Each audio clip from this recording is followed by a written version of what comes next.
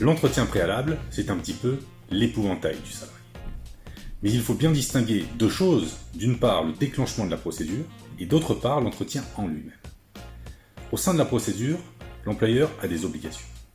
D'abord, il doit préciser dans la lettre de convocation l'objet de l'entretien, c'est-à-dire entretien préalable à une éventuelle sanction pouvant aller jusqu'au licenciement.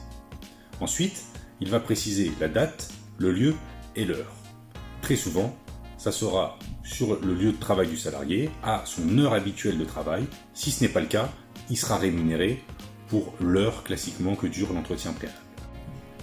Enfin, la lettre de convocation précisera que le salarié peut se faire assister. Au cours de l'entretien préalable, l'employeur va exposer les griefs qu'il reproche au salarié et recueillir les explications de ce dernier. Il faut savoir que dans 99% des cas, l'employeur a déjà pris sa décision. C'est-à-dire que l'entretien n'est qu'une formalité.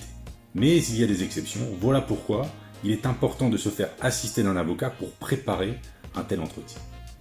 Ensuite, l'employeur ne peut pas, lors de l'entretien, exposer au salarié la décision qu'il va prendre. Il ne peut pas faire état de la sanction qu'il va prendre, du licenciement qu'il va prononcer. Voilà pourquoi la loi lui ménage un délai de 2 jours avant de pouvoir prendre sa décision.